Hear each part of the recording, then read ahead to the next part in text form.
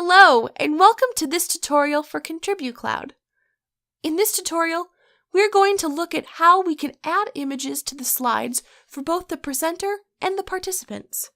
There are two options when you click on the image: Upload Image or Live Search. Upload Image allows you to access an image that is stored on your local machine. If you are using a tablet or a cell phone device, you can also access your stored photographs and also access your device's camera. This means you are able to use them as a document camera or a visualizer. The live image search gives you around 2 million images to search. Simply enter your search terms in the box and images will show. To add an image to the canvas, click on it. If you are working in collaboration mode, any image that you add to the canvas will be shared with all participants. Thanks for watching, and we'll see you again soon on the next Contribute Cloud tutorial.